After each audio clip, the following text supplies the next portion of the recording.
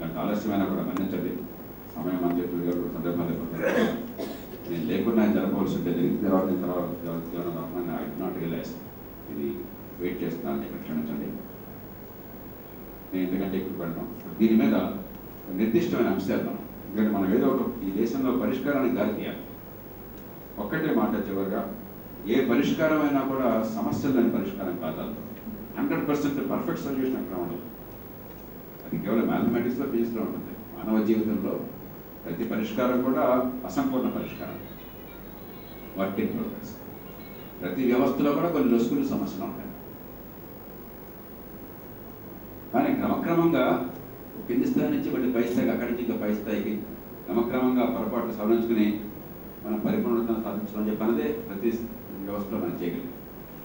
కాబట్టి నిరాశకి తాగులేదు. నేను అసలు పొరపాటును నిరాశ ఎక్కిన ఈ దేశంలో మనం ఎన్ని చెప్పుకుంటున్నా కూడా గత 30-40 ఏళ్లలో మనందరూ వ్యక్తిగత జీవితాలు చూస్తే మనలో ఏ ఒక్కళ్ళం కూడా ఆనాటి కంటే వాళ్ళ పరిస్థితి బాగుంది కానీ చెప్పాలి. ఎన్నో రంగాల్లో గతం కంటే పరిస్థితి బాగుపడింది. కొన్ని సిగ్గుపడాల్సిన అంశాలు ఉన్నాయి, దాని అనుమానం ఉన్నాయి. కాబట్టి మనకి ఇంత వేదన మనం కూర్చున్నాయి. వాడు ఒకసారి డేవిడ్ ఎందుకు కూర్చున్నాం, లేకపోతే హాయిగా ఇంట్లో పిల్ల పాపంతో ఉండకుండా సినిమా చూసుకోకుండా కానీ దాన్ని పరీక్షించడానికి మాట్లాడారు. నిరాశకి తాగుతుంది. మళ్ళీ ఇంకొకసారి ఆ స్వతంత్ర పోరాటంలో పాల్గొన్నటువంటి అలాంటి మనుషులు, అలాంటి వ్యక్తిత్వం ఉన్నవాళ్ళు, సమాజాన్ని ప్రేమించేవాళ్ళు ఏదో రూపంలో దీనికి నాయకత్వాన్ని ఈ విషయం పట్ల ప్రజలు అవగాహన పెంచాలి. ఆత్మవిశ్వాసంతో దీనికోసం పోరాడాలి. ఇవాళ సమయం వచ్చింది, దేశానికి అవసరం వచ్చింది, ఈ పార్టీలకు కూడా మనబడికి అవసరం వచ్చింది. లేకపోతే వాడు చేసేవాడు కాదు. ఇప్పుడు ఆంధ్రప్రదేశ్లో ఈ వైకాపా ప్రభావంతో కాంగ్రెస్ టీడీపీలు గొడవ ఇప్పుడు 3వ పార్టీ కాకుండా ఎలా ఉండాలని చెప్పారు. థర్డ్ పార్టీ అయితే పూర్తిగా పోతామని చెప్పారు. అంత భయం వాళ్ళకి వచ్చినప్పుడు ఇది మంచి ఆపర్చునిటీ. మామూలుగా అయితే మన భాష వాళ్ళకి అర్థం కాదు. పోయా చెప్పారు, నేను అంతకన్నా ఉంటాను. ఇప్పుడు మనుగడే ప్రశ్నార్థకంగా ఉన్నప్పుడు వాళ్ళకి కొంచెం మార్చకపోతే మునిగిపోతాం అన్న భయం వస్తాం. దీన్ని అవకాశంగా తీసుకోవాలి. అందుకే ఈ స్వరాజ్యోద్యమం ఇంటికి వచ్చింది. ఇప్పుడు చర్చని చేపట్టింది. We can raise questions, we can come up with comments, people can do more research in a variety of ways. Vijayalakshmi గారు రెడీగా ఉందా? ఒకటి, సుపరిపాలన ద్వారా విద్య, వైద్యం, ఉపాధి నైపుణ్యాలు. రెండోది, అవినీతి లేకుండా ప్రభుత్వ సేవలు, పథకాలు. ఇంటి ముందు ప్రభుత్వం, కంటి ముందు పాలన. ఇదివరకు మనం చేసినటువంటి ఉద్యమం ఇది. ప్రజలకు మౌలిక వసతులు, మంచినీరు, విద్యుత్, ఇళ్ళు, మరుగుదొడ్లు, వీటిని సాధించడం. స్వరాజ్య ఉద్యమం లక్ష్యాలు ఏంటంటే మార్గాలంటే బాగుంటుంది. ఇది ఒకటి, అవినీతి నిరోధానికి వ్యవస్థాపక ఏర్పాట్లు. జాతీయ స్థాయిలో లోక్పాల్, రాష్ట్ర స్థాయిలో లోకాయుక్త, జిల్లా స్థాయిలో అంబుడ్స్మన్, పౌర సేవల హక్కు చట్టం. రెండవది, ఎన్నికల సంస్కరణలు, రాజకీయ సంస్కరణలు, స్థానిక ప్రభుత్వాలు, అధికార వికేంద్రీకరణ అంటే స్థానిక ప్రభుత్వాలని బలోపేతం చేయడం, ఇంటి ముంగిట ప్రభుత్వం, కంటి ముందు పాలన, వనరులను, బాధ్యతలను స్థానిక ప్రజల చేతుల్లో ఉంచడం, నగరాలు, పట్టణాలు, గ్రామాల స్వయం పాలన, జిల్లా ప్రభుత్వాల ఏర్పాటు. పౌర సేవల హక్కుల చట్టం కీలక అంశాలు. ప్రస్తుతం ఉన్నటువంటి విధానం ఎలా ఉంది, మనం ప్రతిపాదించే పౌర హక్కుల చట్టంలో ఉన్నటువంటి ముఖ్యమైనటువంటి అంశాలు ఏంటి? ప్రస్తుత విధానం ప్రభుత్వ అధికారి రైతులే పనులు, మనం ప్రతిపాదిస్తోంది ప్రజలకు హక్కుగా ప్రభుత్వ సేవలు. ప్రస్తుత విధానం నామమాత్రంగానే ఉన్న సిటిజన్ చార్టర్స్ కూడా మన లోక్సత్తా ప్రయత్నం వల్ల వచ్చింది. కానీ అమల్లో సరిగ్గా నామమాత్రంగానే ఉన్నాయి. వాటిని అన్ని ప్రభుత్వ శాఖల్లో సిటిజన్ చార్టర్స్ని అమలు చేయడం. నిర్దిష్ట గడువులో సేవలు చేయవలసిన అవసరం లేదు. ప్రస్తుతం ఉన్నటువంటి విధానం సేవల గడువు నిర్దిష్టం చేయడం మనం ప్రతిపాదిస్తోంది. అందరి సేవలకు జరిమానాలు లేవు. ఇప్పుడు గడువులోగా అందరి సేవలకు పరిహారం, జరిమానాలు ఉండాలని మనం ప్రతిపాదిస్తున్నాం. చట్టం అమలుకు స్వయం ప్రతిపత్తి గల అథారిటీ లేదు. ఇప్పుడు చట్టం అమలుకు స్వయం ప్రతిపత్తి గల అథారిటీ ఉండాలని మనం డిమాండ్ చేస్తున్నాం. ఫీడ్బ్యాక్ వ్యవస్థ లేదు ప్రస్తుతం. నిరంతరం సేవలు అందించేందుకు ఫీడ్బ్యాక్ వ్యవస్థ ఉండాలని మనం అంటున్నాం. అలాగే అవినీతి పట్ల భర్తం పట్టే లోకాయుక్త చట్టం ప్రస్తుతం ఉన్నటువంటి లోకాయుక్తలో మనం ప్రతిపాదించే లోకాయుక్త ఫిర్యాదు చేస్తేనే విచారణ ప్రస్తుతం ఉన్నది. అలా కాకుండా ఫిర్యాదుతో నిమిత్తం లేకుండా విచారణ జరపాలి.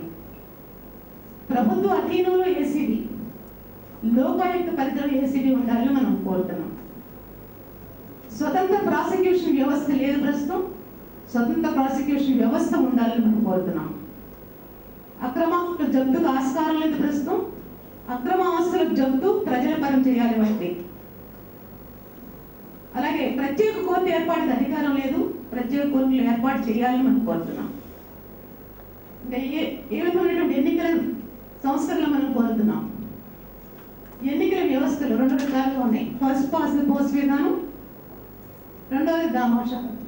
ఫస్ట్ పాస్ పోస్ట్ విధానంలో వ్యక్తికి ఓటు, దామాషా విధానంలో పార్టీకి vote. First pass the post విధానం ఉదాహరణ చూడండి. 35%, 15%, 3%, 13% ఉంది. సో 34% అంటే గెలిచిన వాళ్ళకి 35% వచ్చింది. మిగతా వాళ్ళకి ప్రాతినిధ్యం లేనటువంటిది.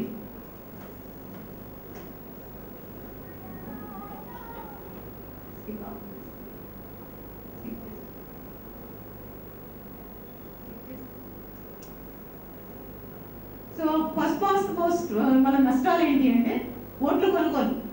ఒక్క ఓటుతో గెలుపు ఓటమి నిర్ణయం అవుతుంది. కాబట్టి ప్రస్తుతం అనుమతించినటువంటి 16 లక్షలు అయితే ఖర్చు చేస్తుంది. ఎన్నికల్లో కనీసం 5 కోట్లు ఖర్చు చేస్తున్నారు. 2009 ఎన్నికల్లో మొత్తం ఎన్నికల ఖర్చు 8,000 కోట్లు. రాజకీయాలకి నేర చరిత్ర వారి ప్రవేశం మొత్తం 543 ఎంపీల్లో 150 మందికి పైన క్రిమినల్ ఛార్జెస్ ఎదుర్కొంటున్న వారే. 74 మంది ఎంపీలు అత్యాచారం లాంటి కేసులతో సంబంధం ఉన్నవారు. 500 మంది ఎంపీలపై క్రిమినల్ కేసులు ఉన్నాయి. ఓటు బ్యాంక్ రాజకీయాలు, కులం, మతం, ప్రాంతం, భాష వగైరా రాజకీయాలు. ప్రస్తుత వ్యవస్థ ఉన్నటువంటి నష్టాలేంటి? ఓటు వేసిన వారికి అందరికీ ప్రాతినిధ్యం లభించదు. ఓటు వేసిన వారిలో అధిక శాతం ప్రాతినిధ్యం ఏర్పడిన ప్రభుత్వంలో ఉండదు. 2009లో 4,20,58,446 మంది ఓటు వేసిన వారిలో అసెంబ్లీలో గెలిచిన 294 మంది అభ్యర్థులకు వచ్చిన ఓట్లు కేవలం 1,72,43,593 మాత్రమే. మిగిలిన 2,48,14,853 మందికి ఓట్లు వేసిన వారికి ప్రాతినిధ్యం లభించనే లేదు. ఇంకా దామాషా విధానంలో ఉదాహరణకు మన రాష్ట్రం తీసుకుంటే మొత్తం అసెంబ్లీలో ఉన్న ఓట్లు 290 సీట్లతో 294. ఒక బ్లాక్ కి 3 పార్లమెంట్ నియోజకవర్గాలు, 21 అసెంబ్లీ నియోజకవర్గాలు. సీట్లు మొత్తం 21. మొత్తం ఆంధ్రప్రదేశ్లో బ్లాక్లు 294 డివైడెడ్ బై 21 14.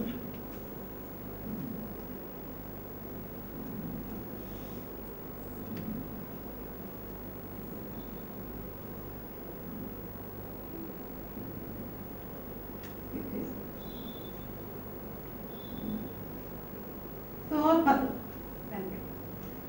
47% ఓట్లు వచ్చిన వాళ్ళకి 10 సీట్స్ పార్టీ గెలిస్తే, 32% వచ్చిన వాళ్ళు 7 సీట్స్ గెలిస్తే, 16% వచ్చిన వాళ్ళు 3 సీట్స్ గెలిచి, 5% వచ్చిన వాళ్ళు 1 సీట్ గెలిచారు. సో కాంగ్రెస్ పార్టీకి 36.56 ఓట్ల శాతం వస్తే వచ్చిన సీట్లు 156. దామాషా ప్రకారం అయితే 107 సీట్లు మాత్రమే వచ్చేవాళ్ళకి గెయిన్ వచ్చింది. సుమారుగా 39 సీట్లు టీడీపీకి తగ్గి వీళ్ళకి గెయిన్ వచ్చింది. 28.12 ఓట్ల శాతం అయితే వచ్చిన సీట్లు 92, దామాషా సీట్లు 83 వచ్చింది. టీఆర్పీ నష్టపోయింది. 18 సీట్లు వచ్చినాయి, వాళ్ళకి దామాషా ప్రకారం అయితే 45 వచ్చాయి. అలాగే టీఆర్ఎస్ 12 వచ్చి ఉండే, వాళ్ళకి 10 వచ్చినాయి. ఎంఐఎం వాళ్ళు మరి గెయిన్ 7 సీట్స్ వచ్చినాయి, వాళ్ళకి దామాషా ప్రకారం అయితే 2 వచ్చాయి. సిపిఐ ఈక్వల్గా వచ్చినాయి, దామాషా ప్రకారమైన వచ్చిన సీట్లు కూడా ఈక్వల్.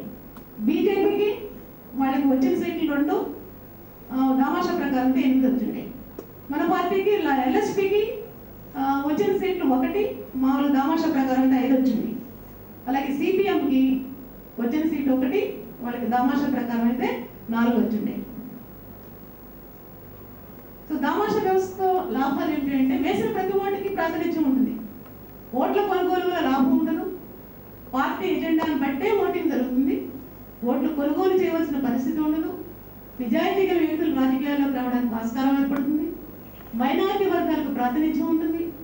పార్టీ సిద్ధాంతాల మధ్య పోటీ ఉంటుంది కానీ వ్యక్తుల మధ్య పోటీ ఉండదు. రాజకీయ సంస్కరణలో ప్రస్తుత పరిస్థితి ఏంటి? రాజకీయ పార్టీల పరిస్థితి అంటే విభిన్న వర్గాల ప్రయోజనాలకు సమన్వయకర్తలుగా, వనరులకు, ప్రజల ఆకాంక్షలకు వారధులుగా రాజకీయ పార్టీల ఎజెండాగా ఉండాలి వాస్తవానికి. కానీ ఇప్పుడు ఎలా ఉన్నాయి? సమాజ హితానికి దూరమైనటువంటి పార్టీలు.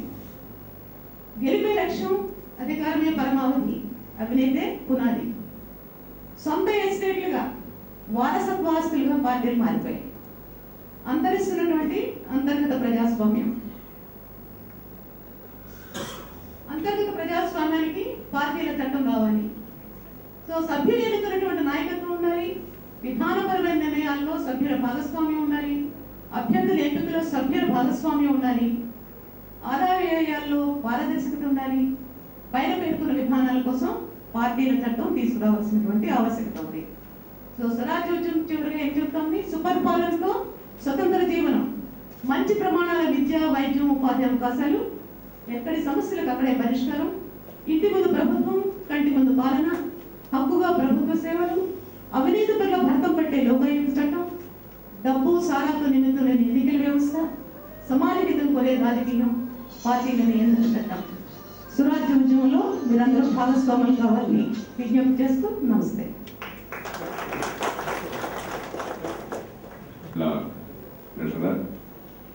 అలాగే అమెరికా నుంచి ఎక్కడి దాకా వచ్చారు పీపుల్ ఫర్ లోక్ సత్తా అని చెప్పిన ఒక విజ్ఞాన సంస్థ. అక్కడ రజనీ గారు న్యూజెర్సీలో ఉంటారు. చాలామంది దేశం బయట ఉన్న వాళ్ళు కూడా ఈ దేశం మారాలి దానికోసం చెప్పిన రాత్రి బౌళ్ళు వాళ్ళ శక్తిని సమయాన్ని కేటాయిస్తారు. రజనీ గారు వాళ్ళు ఒకరు. మీ ప్రశ్న సార్, ఇదే దామాషా పద్ధతిని in a different way propose చేశారు. He ended up being labeled as a divisive force in the country purely because he had a strategic roadmap of how he wanted this to be implemented. So, how different is your model different from what Dr. B.R. Ambedkar has proposed? Ambedkar అందుకనే మీరు గమనిస్తే రాజ్యాంగంలో దీనికి space create చేశారు. చాలామంది ఈ విషయం తెలియకపోవచ్చు. To bring about a proportional representation in India, you don't have to amend the constitution. It can happen by a mere law. Because Ambedkar had that foresight. తొలి ఎన్నికల్లో 52లో 57లో మీకు గుర్తుని ఉంటుంది, బహుళ సభ్యులు ఎన్నుకుంటారు. నాకు గుర్తున్నంత వరకు రాజమండ్రి కూడా ఆనాడు బహుళ సభ్యులు, ఇద్దరు సభ్యులు ఎన్నుకుంటారు. ఒక ఎస్సీ సభ్యులు, ఒక ఓసీ సభ్యులు. ఆనాడు రిజర్వేషన్ కోసం వేరే కాన్స్టిట్యున్సీ లేవు. 57లో వివి గిరి గారు అలాంటి నియోజకవర్గంలో ఓడిపోయారు. ఆ కారణంగా కాంగ్రెస్ పార్టీ వెంటనే నిర్ణయం చేసుకుని మొత్తం రిజర్వేషన్ వ్యవస్థ పెట్టింది. అదర్వైజ్ ఆ రిప్రజెంటేషన్ ఆ వర్గాలకు వచ్చేట్టుగా వరుస నిధులతో పెట్టారు అన్నాడు. కాబట్టి we already have some experience in that. అప్పటికి ఇప్పటికి తేడా ఏంటంటే ఆనాడు ఉన్నటువంటి వ్యవస్థలు లాభపడేటువంటి పార్టీ ఒకటి ఉంది, బాగా లాభపడేది, వాళ్ళకి అధికారం ఉంది. ఇవాళ ఈ పెద్ద పార్టీలు నష్టపోతున్నాయి, దేశం తీవ్రంగా నష్టపోయింది. కాబట్టి last experience, the time has come to persuade these political parties and evidence is compelling. ఇందాక చెప్పిన 6 పెద్ద రాష్ట్రాలు ఏమని చెప్పిన 89 నుంచి మీరు చూస్తే ఈ రాష్ట్రాల్లో ఒక్కసారి వీళ్ళకి ఓట్లు వేసినా కూడా సీట్లు రావాలన్న ఫీలింగ్ కలగగానే ఈ రాష్ట్రాలన్నింటిలో కూడా ఆ పార్టీలు అలాగే ఎదిగెళ్తాయి. కాబట్టి today there is a compelling reason. ఒక దేశంలో మార్పు, మనమేమో దేశంలో మంచి కోసం మనం ప్రతిపాదిస్తాం, వాళ్ళెవరికి పెద్ద మంచి ఇంపార్టెంట్ కాదు, వాళ్ళ అధికారం వాళ్ళకి ఇంపార్టెంట్. వాళ్ళు మునిగిపోతున్నప్పుడు ఇలాంటి మాట్లాడితే మనం మునిగిపోతుందని భయం ఉన్నప్పుడు వాళ్ళు ఒప్పుకుంటారు. ఇవాళ పరిస్థితి there is now a synergy between the party's need for survival and our concern for the country. I believe there is a realistic chance now. And because he went ahead and had a strategic roadmap of how or why the majority of Hindus should only get 40%, the scheduled caste getting 19.2% and things like that, he was actually labeled as a divided force prior to independence. So do you have such strategic roadmap laid up for this one? Certainly, we are systematically going about it. కానీ ఆనాడు ఏంటంటే ఇప్పుడు కూడా ఆలోచించాలి. స్వతంత్ర పోరాటం అప్పుడే స్వతంత్రం వచ్చిన రోజు దేశం మొక్కలేదు కాబట్టి it was massive bloodshed, unprecedented in human history. కాబట్టి లెజిటిమేట్గానే ఆనాడు లీడర్స్కి కొంచెం భయాలు ఉంటాయి. ఇంకా అతికుల బంద్ అయిపోతుందేమో, సమాజం మొక్కలైపోతున్నాం. ఇవాళ కూడా భయాలు కాస్తారు. ప్రపోర్షనల్ రిప్రజెంటేషన్ ఈవెన్ టుడే ప్రతి కులం ఒక పార్టీకి ఏర్పడితే దేశం మొక్కలైపోతుంది. మనం అది కోరుకుంటున్నాం. కాబట్టి ఒక థ్రెషోల్డ్ పెట్టాలి. We are looking at all these things in great detail. You must do it right for the country. You must make it accessible for particular parties. You must get the right kind results for the country. అందుకని there is no perfect model, but we have to do it in a manner that does most good to the country. The objective of this meeting today is to kind of create an awareness of why this should be, and I'm sure you and your team of eminent leadership would definitely do that.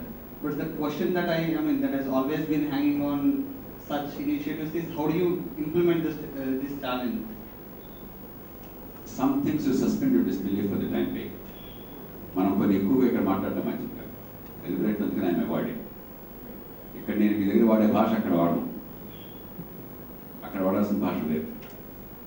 Political parties respond to their own survival impulse, దాన్ని ఉపయోగించాలి. మీరు propose చేసిన ఈ విధానం ఏదైతే ఉందో unfortunately Lok సత్తా party propose చేసింది, సిపిఎం సపోర్ట్ చేస్తున్నాయి. ఒకప్పుడు అంబేద్కర్ ప్రపోజ్ చేసినప్పుడు కూడా ఆయన కూడా ఓడిపోయిన తర్వాత ప్రపోజ్ చేశారు.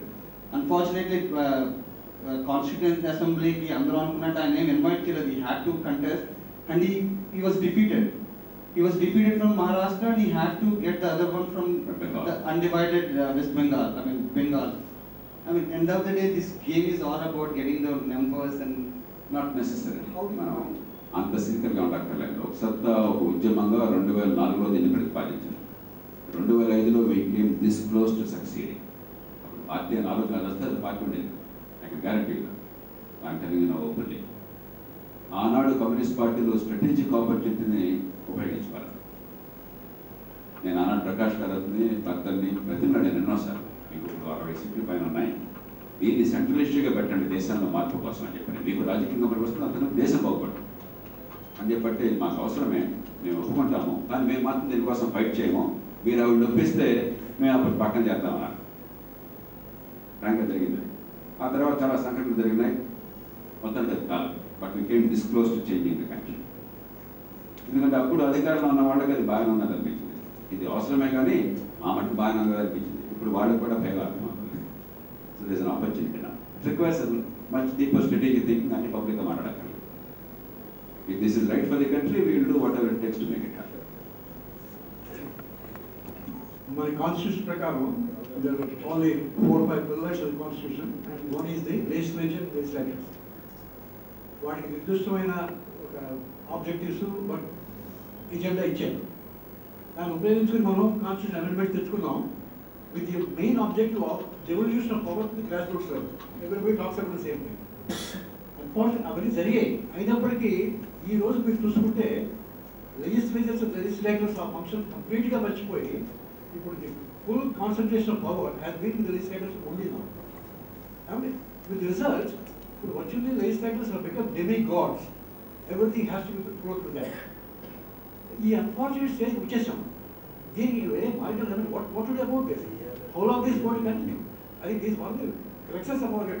Unfortunate situation in this country now. And I know you are working towards it, but what are the things particularly about it? Master మీరు చెప్పింది పూర్తిగా వాస్తవం. 95-96లోనే లోక్సత్తా ప్రారంభించే ముందే, ఉద్యమంగా ప్రారంభించే ముందే మేము ఒక చర్చాపత్రాన్ని విడుదల చేశాం. దానిలో కీలకమైన ప్రతిపాదన ఏం చేస్తుంది, legislators have now become disguised executives. వాళ్ళు చట్టాలు చేయడం కోసం, విధానాలని అక్కడ సమీక్ష చేయడం కోసం, ప్రభుత్వాన్ని జవాబుదారీగా చేయడం కోసం కాదు. They have become modern day zamindars. దానికి చాలా కారణాలు ఉన్నాయి. ఏమైందంటే సర్వీసెస్ అందనటువంటి సమాజంలో మనం ఉన్నాం. మీరు ఒకసారి రజనీ గారిని కూడా అడగండి, ఆ దేశంలో ఎక్కడున్నా కూడా మీకు ఏం కావాలన్నా ఒక ఫోన్ కాల్ చేస్తే పని అయిపోతుంది. ఇవాటి పే హ్యాపన్ రొటీన్ లేదండి, గొడవలేదు. మన ఆనాటి నుంచి ఈనాటి దాకా చచ్చినా కూడా సిఫారసు లేకుండా, నచ్చం లేకుండా పని కనపడుతుంది చిన్న చిన్న వాటికి కూడా. దాంతో లెజిస్లేటర్ మీద ఓట్ అనేది పొందిన వాడు లెజిస్లేటర్ కాబట్టి మొట్టమొదటి రోజునే మనం లోకల్ గవర్నమెంట్స్ని ఇన్స్టిట్యూషనల్ ఎస్టీస్ వాళ్ళకి ఎంపవర్ చేయలేదు కాబట్టి ఆ లెజిస్లేటర్ ఒక్కటే మనకు దొరికాడు ఓటర్కి. ఇవాళ కూడా ఒక పోలీస్ స్టేషన్లో కానిస్టేబుల్ అంటే ఓటర్కి భయం, ఒక తహసీల్దార్ ఆఫీస్ ఎంఆర్ ఆఫీస్లో గుమాస్తా అంటే ఓటర్కి భయం. కానీ ఓటు పొందినాడు కాబట్టి ఎమ్మెల్యే అంటే ఎంతో కొంచెం మా ఓటు తీసుకున్నా సార్ మీరు ఒకసారి చూస్తే విధంగా మీకు అర్థమవుతుంది. ఓట్ల కోసం వచ్చారు కదా సార్, మన దగ్గర రావట్లేదు, ఎందుకంటే ఒక్కటి లేబర్ దొరికింది. దాంతో ప్రజలు ఈ అన్ని పనులకి వాళ్ళ మీద పడ్డమాలంటారు. వాళ్ళు విజ్ఞత గల వాళ్ళు ఆనాడు విధంగా వచ్చిన వాళ్ళు, స్వతంత్ర సమరయోధులే కదా, త్యాగాలు చేసిన వాళ్ళే కదా, నిజంగా నిజాయితీగా పనులు చేసే ప్రయత్నం చేశారు. కానీ పరిష్కారం పనులు చేసే ప్రయత్నం కాదు, పెద్ద విషయంలో ఎగ్జిక్యూటివ్ ఆ పనులు చేయించడానికి తగిన యంత్రాంగాన్ని ఏర్పాటు చేసే ప్రయత్నం చేయవచ్చు. Institutional arrangements then and now that is our failure. ఎప్పుడైతే జరిగిందో మరి ఎవరైనా ఎమ్మెల్యేని వాడు అడిగితే, ఎవరైనా 99% అడిగితే నేను చెప్పింది ఖచ్చితంగా తెలుసుకొస్తాను. ఏం సార్ జనంతా మన దగ్గర వస్తున్నారు, మరి పని చెప్పదు ఎట్లాగా, నా అధికారం జరగకపోతే ఎట్లాగా, నిజంగా నమ్ముతున్నారు. ఒక అబ్నార్మల్ పరిస్థితి క్రియేట్ చేసి అదే నార్మల్ పరిస్థితి అన్న భావం కలగ చేసి ఇప్పుడు వేరే వాళ్ళు వస్తే మునిగిపోతుంది అనుకుంటున్నాను నిజంగా. ఒకటి రెండోది ఏమైంది, ఈ మధ్యకాలంలో వివిధ కారణాల వల్ల అవినీతి వచ్చేసింది. మీరు ఎగ్జిక్యూటివ్ పవర్ ఉంటేనే కదా వాడిని ట్రాన్స్ఫర్ చేస్తాను, బెదిరింపుంటేనో కాంట్రాక్ట్లో నా మాట ఉంటేనో నేను చెప్పినట్టుగా పనిచేస్తేనో నాకు లంచం ఉండే అవకాశం ఉంటుంది. కానీ అంతా లోకల్ గవర్నమెంట్స్ ఇచ్చేసి అసెంబ్లీలో పార్లమెంట్లో మీరు దేశం కోసం పోరాటం చెప్పి మీకు డబ్బులు ఉంటాయి. కాబట్టి ఇవాళ ఇద్దరు శత్రువులు తయారయ్యారు. ఒకటి లెజిస్లేటర్స్, ముఖ్యంగా స్టేట్ లెవెల్ లెజిస్లేటర్స్, రెండు ఐఏఎస్ అధికారులు. నేను రెండులో చూశాను. ఈ ఇద్దరు ఈ దేశానికి స్థానిక ప్రభుత్వాల సాధికారతకి పెద్ద శత్రువులు. ఎమ్మెల్యేలు కాదు, అధికారులకి ఏమాత్రం ఇష్టం లేదు. పైకి ఏం చెప్తాను, డ్యూటీలో మేము వ్యక్తులు ఉంటారు ఎక్సెప్షన్స్, బట్ అది ఇన్స్టిట్యూషన్ కంప్లీట్ అపోజ్. మా కరప్షన్ ఇన్స్టిట్యూషన్ ఏమైపోతుంది, ఇంత గొప్ప వాళ్ళు మేమైపోతాం, ఇది ఎట్లా ఉండాలి చెప్పిన వాళ్ళు దాన్ని ఛేదించాలి. This no choice. నేను లాస్ట్ టైం కూడా ప్రైమ్ మినిస్టర్ గారితో సుదీర్ఘంగా ఈ విషయంలో మాట్లాడుతున్నప్పుడు ఈ ప్రస్తావన తెచ్చాను. ఎందుకంటే జమ్మూ కాశ్మీర్లో మీకు గమనించుంటారు, అసెంబ్లీకి 5-10% ఓట్లు వేశారు. అంటే అసెంబ్లీకి పార్లమెంట్కి చాలా రక్తపాతం జరిగింది, పోలీసులు పెట్టాల్సి వచ్చింది. లోకల్ ఎలక్షన్స్ జరిగితే లాస్ట్ ఇయర్ 75% ఓటేశారు Jammu Kashmir. It's watershed. ఉత్పన్న దేశం అయితే వెంటనే ఆ లోకల్ బాడీస్కి, అక్కడ మున్సిపాలిటీస్కి, ఇక్కడ పంచాయతీకి పూర్తిగా అధికారం ఇచ్చి పారేసి జమ్మూ కాశ్మీర్ డబ్బులు ఇచ్చి పారేసి, ఎలా కేంద్ర ప్రభుత్వం కూడా డబ్బులు ఇస్తాం జమ్మూ కాశ్మీర్. ఆ డబ్బుల్లో వాటాగా తలా ₹1000 అంతా వాడికి ఇచ్చేసి మీరు చూసుకోండి అని చెప్పంటే అసలు భారత్ పాకిస్తాన్ నుండి మర్చిపోయి వాళ్ళ రోడ్లు, వాళ్ళ డ్రైన్లు, వాళ్ళ వాటర్ సప్లై పడిపోయేవాళ్ళు. National security does the biggest nation. I clear with the prime minister, ఈ పని చేయండి అని చెప్పాను. సరే వాళ్ళ ఇబ్బందులు వాడుతున్నాయి, వాట్ ఎవర్ రీజన్స్ జరగలేదు. But the time has come to really force this issue. It's not going to be easy. బహుశా నేను చెప్పిన దాంట్లో హార్డెస్ట్ అది అవుతుంది. ఎందుకంటే ఈ ఎమ్మెల్యే బాగా వ్యతిరేకిస్తారు. దీనికోసం కాన్స్టిట్యుయెన్సీ లేదు. సామాన్య జనం కూడా ఇళ్ళు దొంగలు కదా అనుకుంటున్నారు. పబ్లిక్ నుంచి కూడా సపోర్ట్ లేదు. 2003లో 8 లక్షల సంతకాలు లోక్సభ వచ్చి మాట్లాడి చెప్పట్టింది ఈ అంశం మీద. It's actually ఓరింగ్ issue. ఇక్కడ పబ్లిక్ బాగా ముందుకు వచ్చారు. కానీ అది కూడా అంటే పూర్తిగా నేను చెప్పాను కాబట్టి నమ్మారు, కానీ ఇది జరిగితే మంచిదని చెప్పాను పూర్తిగా అర్థమే కాదు. ఎందుకంటే అది ప్రజలు విసిరిపోయారు. ఈ పంచాయతీలు కూడా మాటలు వచ్చారు. Now we have a lot of hard work to do, but we will do it. Sir నమస్తే. ఇప్పుడు మనం ఎప్పుడు హక్కుల గురించి మాట్లాడుకుంటున్నాం, కానీ ఈ బాధ్యతల గురించి కూడా ఒకసారి చెప్పాలి కదండి. మనకి కొన్ని బాధ్యతలు ఉంటాయి. యాజ్ ఏ సిటిజన్గా ఉన్నప్పుడు, ఒక ఊళ్ళో ఉన్నప్పుడు, మాది చిన్న ఒక కార్పొరేషన్ అయ్యింది ఈ మధ్య, కానీ చిన్న విషయానికి కూడా మనం ప్రధాని గవర్నమెంట్ని మనం ఉన్న వాళ్ళే బ్లేమ్ చేయకుండా మనకున్న బాధ్యతలు కొన్ని మనం గుర్తుపెట్టుకోవాలి కదా. అప్పుడే కదండి మనం అనుకున్న పనులు అవుతాయి. 2 చేతులు కలిస్తేనే కదా చప్పట్లు. సో బాధ్యతలని గురించి కూడా మీరు హైలైట్ చేస్తే బాగుంటుందేమో అని అనుకుంటున్నాను. మనీ మెసేజెస్ పెడితే ఏది కూడా జనంలో కలగకుండా పోతుంది. కానీ మీరు చెప్పింది కదా, ఉదాహరణకి నేను బయటికి చెప్పకుండా క్వైట్గా చేస్తున్న పని ఉంటుంది. మున్సిపాలిటీస్ ఉన్నాయనుకోండి, ఇవాళ ఒక ఇల్లు కట్టే ఆసామి రోడ్డు మీద అంతా కన్స్ట్రక్షన్ మెటీరియల్ పెట్టేసి, కన్స్ట్రక్షన్లో వేస్ట్ మెటీరియల్ అంతా పక్కన డ్రైన్లో బాగా వేసేసి ఈ రోడ్డు అడ్డుకుంటాడు. ఇదంతా అయిన తర్వాత మళ్ళీ నా డ్రైన్ అంతా కూలిపోయినా మళ్ళీ ఫిక్షన్ పెట్టాలి. కామన్ ఫీచర్ నేను Kakinada road, Rajahmundry road, Hyderabad road. ఇక్కడ ఏంటంటే కార్పొరేషన్ వాళ్ళు ఏం చేస్తారంటే మాకు పెద్దగా అనౌన్స్మెంట్ ఇచ్చేవారు. Examples what we are now trying to do is ఒక strong law providing for instant penalties for wrong behaviour in the part of citizen. భయం లేకపోతే ఏ దేశంలో ఇలా జరగదు. అలా జరిగితే ఇన్స్టెంట్గా చెప్పానండి, సివియర్ పెనండి. ఇక్కడ అసలు లేదు. ఏమన్నా అంటే ఓటు పోతున్నాం బయట కార్పొరేటర్ మరొకరు పాలిటిక్స్ అని మనోడు సార్ ఏదో అంటాడు, దాని నుంచి బయటపడాలి. కానీ అన్ని పబ్లిక్గా అరవక్కర్లేదు, కొన్ని జరగాలి. టూది మెసేజెస్ అయితే కన్ఫ్యూజన్ వస్తుంది మాకు. ఏంటంటే స్టేటస్కో దారుణంగా ఉన్నా కూడా మార్గంగా స్టేటస్కో ఓకే కదా అనే భావానికి మెజారిటీని మనం తీసుకొచ్చాం. అందరికీ రెండు పని ఏమవుతుంది, అందరికీ ఆరోగ్యశ్రీ అవుతుంది, అందరికీ పీడీ వస్తుంది, అర్హత లేకపోయినా అందరికీ పోతే అందరితో మనం కదా అనే పరిస్థితి మనం తీసుకొచ్చాం, నిష్ఠాన్ని తీసుకొచ్చాం. దాని నుంచి బ్రేక్ చేయాలంటే కొన్ని పబ్లిక్గా చేయాలి, కొన్ని బయటగా చేయాలి, రకరకాలుగా చేయాలి. I agree with you. But focus లేకపోతే టూ మెనీ ఇష్యూస్ తీసుకుంటే మెసేజ్ మీట్ అయ్యింది. రాజగోపాల్, రాజమండ్రి లోక్సభ ఎగ్జిక్యూటివ్ మెంబర్ని. ఈ మధ్య స్వరాజ్య ఉద్యమానికి నన్ను వాలంటరీగా నామినేట్ చేశారు జిల్లా స్థాయిలో. నాకు చిన్న సూచన చేస్తున్నాను సార్. ప్రజలు ఇప్పుడు ఎంత భయంకరమైన పరిస్థితిలో ఉండే దేశం, మన అవినీతి ఇంత జరుగుతున్నా కూడా ప్రజలు కంఫర్టబుల్గా తీసుకున్నారు, ఒక అవకాశంగా తీసుకున్నారు. ఒక 1000 రూపాయలు ఇస్తే పని అయిపోతుంది అని టేకింగ్ వెరీ లైట్లీ. అంచేత మనం ఉద్యమం చాలా సీరియస్గా చేయాలి. ప్రజల హృదయాలు టచ్ చేయాలంటే వాళ్ళ సెంటిమెంట్కి అప్పీల్ చేసేటువంటి సబ్టైటిల్గా ఉంటే బాగుంటుందని చెప్పి నేను అనుకుంటున్నాను. స్వరాజ్య ఉద్యమానికి మీకోసం, మీ పిల్లల కోసం అలాంటి వాళ్ళ సెంటిమెంటల్గా, లేదా దోపిడీ నివారించండి, లేదా దొంగ పోలీస్, దొంగల్ని వడగట్టండి, అలాంటి సబ్టైటిల్ కూడా ఉంటే బాగుంటుందని చెప్పి నేను సూచన చేస్తున్నాను. Kindly consider my suggestion. ఖచ్చితంగా గుండెని తట్టుకోవాలి, తాకాలి. దానికోసం మన శ్రీనారాయణ సీతారామ శాస్త్రి గారును రాజమౌళి గారు ఇద్దరు కూడా సుప్రసిద్ధమైనటువంటి క్రియేటివ్ పీపుల్ కాబట్టి వారి ఆధ్వర్యంలో రాష్ట్ర వ్యాప్తంగా పోటీలు జరుగుతున్నాయి. స్కిట్స్, డ్రామాస్, స్లోగన్స్, గేయాలు, కల్చర్గా కూడా దీన్ని తీసుకెళ్ళాలి. అదే సమయంలో రంగుపల్లలు ఒకటి మనం గమనించాలి, ఇన్సెంటివ్స్ని మార్చడం తప్ప అప్పులు ఎండితే ప్రయోజనం లేదు. జనం గుడిపోయారు, వీళ్ళంతా డబ్బులు లంచం ఇస్తున్నారు, జనం గుడిపోయారు, డబ్బులు కొట్టేస్తున్నారు, ఇవన్నీ వాస్తవాలు కావచ్చు. మన పర్పస్ దాన్ని మార్చడం అయినప్పుడు దాన్ని ఇన్సెంటివ్ అట్లా మార్చాలి. ఎందుకు వినిపిస్తున్నాడు ఇవాళ? మహాత్మా గాంధీ కూడా అమ్మాయి బర్త్ సర్టిఫికేట్ కోసం అని చెప్పని ఎవరన్నా వేధిస్తే ఆయన సత్యాగ్రహం చేస్తుండేవాడు కాదు. అది మొట్టకొత్త చేస్తే మనం ముట్టుకుంటాం అని చెప్పాను. 10 సార్లు తిరుగుతుంటే బర్త్ సర్టిఫికేట్ కోసం చెప్పిన 50 రూపాయలతో పని అయిపోతుంటే 50 రూపాయలు తెచ్చుకుంటే పోలే. ఎందుకు సత్యాగ్రహం చేశాడు ఆయన? ఎందుకు మహాత్ముడయ్యాడు? ఆయన ఆత్మగౌరవాన్ని కించపరిచే రీతిలో ఆయన ఫస్ట్ క్లాస్ టికెట్ ఉన్నా కూడా రవింద్రన్ కారణంగా కాంతోతాన్ని పెట్టి బయటపడేసరికి ఆయన భవిష్యత్తు. వాటి ప్రజల నుంచి మనం శక్తికి మించిన పోరాటాన్ని మనం ఎక్స్పెక్ట్ చేయకూడదు. That is not happy. మనం ప్రతి ఒక్కళ్ళం కూడా మనకి హక్కుగా ఉన్న పని కోసం అని చెప్పని వాడు పని చేయకపోతే 10 సార్లు తిప్పుతుంటే 50 రూపాయలు పోతే 500 ఖర్చు అయ్యి నష్టపోయే పరిస్థితి వస్తుంటే మనం ఏదో రూపంలో మనం డైరెక్ట్గా డబ్బు ఇచ్చేసి పని చేయించుకున్నాం. దాన్ని పెద్ద నేరంగా తీసేస్తే ప్రయోజనం లేదు. మనం ఆలోచించి కూడా దేశాన్ని దోచుకుంటే నేరం. కానీ గతిలాగా 50 రూపాయలు బర్త్ సర్టిఫికేట్ తీసుకుంటే దొంగబద్ధం కాదు కదా, సర్టిఫికేట్లో అవాస్తవాలేం కాదుగా, అది దాని తర్వాత మునిగిపోతాం కదా. కాబట్టి how do you create conditions where I don't have to resort. That is a better method than saying నువ్వు పనికిరాని చెప్పండి ఉపయోగం. అందుకని మీరు చూడండి, మనం ఇప్పుడు వాడుతున్న భాష స్వాధ్యోద్యమం ఎంత చోట్ల కానీ నిందించండి, పార్టీలో కూడా నిందించండి. మనం వాళ్ళు ఊళ్ళో కూలిపోయారు. పార్టీలో చెడ్డవాడు కాబట్టి రాలా, పార్టీలో గెలుపు కోసం వచ్చారు. పార్టీ ప్రారంభించడం మంచి ఉద్దేశంతోనే వచ్చారు. అందరూ దేశాన్ని తెలుసుకుందామని వచ్చిన వాళ్ళు చాలా కొద్దిమంది పార్టీలో. కానీ ఈ మనం ఉన్న ఎన్నికల వ్యవస్థ ఈ రకమైన పద్ధతులు పాటించకపోతే మనకు మనబడ్డేది. అందుకే దానికి కంక్లూషన్ వచ్చాయి.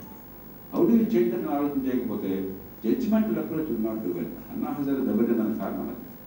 ఎంతసేపటికి జడ్జ్ చేసి నేను గొప్పవాళ్ళను దుర్మార్గం చెప్పంటే వ్యవస్థ సహించదు. అల్టిమేట్గా అది ప్రజలకు అర్థమవుతుంది. ఇది మంచోడు కాబట్టి కానీ ధర్మంగా మన ఫీలింగ్ వచ్చేస్తుంది. అదే జరిగింది. We have to change the conditions. మనం ప్రజల్లో బాగా ముందుకు తీసుకెళ్ళాలి అంటే జయప్రకాష్ నారాయణ గారు లాంటి వాళ్ళు ఇంకొక 1000 మందిని సృష్టించడానికి ఎక్కువ ట్రై చేయాలి. Out of training. ఎందుకంటే ఒక్కొక్క ఏజ్ ఒక్కొక్క బ్యాక్గ్రౌండ్ తోటి ఎమోషన్స్ చాలా ఇన్వాల్వ్ అయిపోతాయి. ఎవరెవరు ఏదో ఒకటి మాట్లాడేస్తుంటారు. You got many good ideas, excellent ideas. అది ఒక పేపర్ మీద పెట్టేటప్పుడు you must have discuss this with many people. ఒక షేప్కి వచ్చింది. పెనిట్రేట్ అవ్వాలి, ఎక్కువ మంది రీచ్ అవ్వాలి అని అంటే I think you note create more and more leaders.